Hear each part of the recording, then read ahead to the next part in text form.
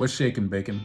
In today's video, I'm going to discuss how I've been feeling the last 9 weeks of being on a strict lion diet, and as well some book recommendations. So, I have a lot of book recommendations, but there's just going to be a few today. And if you're interested in these, we'll move along with some extra ones over time. So let's start with how I've been feeling. Overall, when it comes to my sleep, I generally sleep really poorly. When I do a strict lion diet or any fasting way of eating, I find I just get broken sleep. I don't get much sleep. I get by on 5 hours sleep, and that's not enough. I don't feel like it's enough. Even though I feel energized through the day and I don't get tired spells, I know that's not healthy. So I want to have at least 6 hours, ideally 7 or 8. So most people, when they do carnivore, they get by on less sleep. That's pretty normal, but 5 hours is too little, and a broken 5 hours isn't an issue or isn't a positive way to go either. So I've started taking some things to help me with sleeping. We'll see how that goes. I've noticed I've been getting a headache behind my eyes a little bit through the day, and I think that's mainly from straining my eyes looking at devices or things up close. You know, I'm 47 years old, so you know that's gonna be part of it. I'm probably gonna need glasses soon enough to help with that strain, and yeah, we'll see how that goes. So that's sort of getting to me by the end of each day, feeling this tension, and it's interesting to see if my sleep has much to do with that, because if I take a nap, it goes away, and within an hour or two, it starts to come back, and it's mild, and then it gets worse and worse. So it could be clenching through the night. Maybe my temples are a little tired, like they're a little tender. So I've been watching that, making sure I'm not clenching. I've been massaging my temples, and that's part of it too. So it could just as easily be clenching. But as far as my day-to-day energy levels, overall they're good. If I can, I like taking a nap through the day. I always feel better. I recommend that to anyone. If you have 15-20 minutes to grab a nap, go for it. Don't always have time to take a nap, but sometimes I can take advantage of that. I'll sometimes try and go into a meat coma so that I can take a quick cat nap before I go back to work, because I do some long days this time of year in the winter. As far as cravings go, I haven't had any cravings. I don't crave really anything that I shouldn't be eating. It's pretty good. I'm quite satisfied with the cravings at this point. Even if I'm hungry, I only crave meat. I only crave what's on my diet. I'm not getting bored of the red meat yet. I'm surprised by that because I've done this before, and sometimes the red meat can get to you. And for me, hasn't been an issue. So that's always a positive.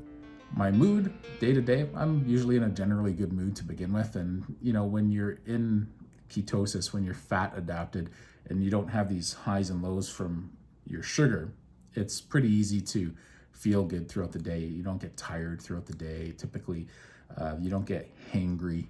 Even if it's been 12 or 16 hours since I've eaten last, or it's the odd time it's even been 24 hours, I find I'm not hangry. I don't like to go that long without meals. I'm not trying to do intermittent fasting, but if for some reason it happens where I sleep in and I didn't make food before I went off to work, and next thing I know, it's later in the day before I can eat again, hasn't been a problem. I'm hungry, but I'm not cranky with it. I could wait hours longer. It's really nice when you're in ketosis that way and your body's just used to fat and protein as fuel. You don't get these cravings like you're starving or like you're really hungry or you need to go feast or anything like that. So yeah, I'm satisfied with how I'm feeling day to day. Other than this headache I'm feeling behind the eyes, it almost feels like a caffeine withdrawal.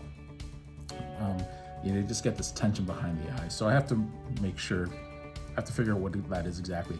The best thing I know I could do for my sleep is getting up consistently every day. I did that last month and it worked pretty good. It makes it difficult when you wake up at 3 in the morning, wide awake, and then you can't fall asleep again until 5 o'clock. So I do notice when I'm eating the lion diet, it mimics fasting for me. And with either of those things, I just get really poor sleep. I wake up after about 2 or 3 hours, and I've tried a lot of things. I've tried melatonin, I've tried valerian root, I used to take Gravol, I've tried different teas, chamomile teas. They seem to help pretty well depending on the type of chamomile tea. And I've tried taking CBD oil before, and it didn't help at all with my sleep. It just made me groggy through the day, and I feel like that's kind of what's happening now. So I'd rather go on less sleep and broken sleep than feel groggy through the day until I eventually get another nap and then feel great for the rest of the day. This inner calmness and peace that I have is something I haven't felt probably since my teens or early 20s, just from good quality sleep and leading an active lifestyle. And I just don't sleep the way I used to when I was younger. So that might come eventually. I also use an HPAP machine, so I know that's not the issue as well. I've been taping my mouth shut at night, just like a little strip of tape, and it helps prevent me from breathing through my mouth, so that this nose mask that I wear works pretty well.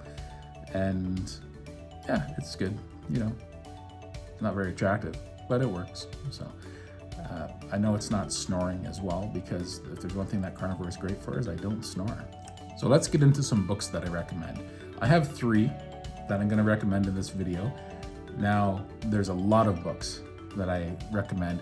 This one is a good first starting point when it comes to just understanding our association with fat and our misconceptions with fat in our diet and the history of fat.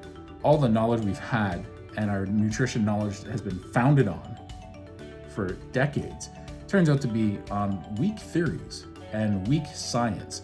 So what's the difference between good science and weak science? Well, let's look at weak science. Weak science, a good example of that would be an epidemiology study where they do a big survey and it's just a questionnaire. So it's only as honest as the people are with themselves and how honest they're going to be on paper.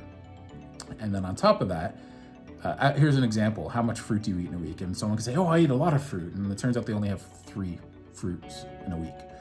Someone else might have 6 in a day, right? And sometimes they remember it differently. Maybe they remember having it more frequently than they normally do, or less frequently. So we fool ourselves sometimes. So these epidemiology studies aren't really secure, even though they cover vast amounts of people, usually tens of thousands of people over long windows of time.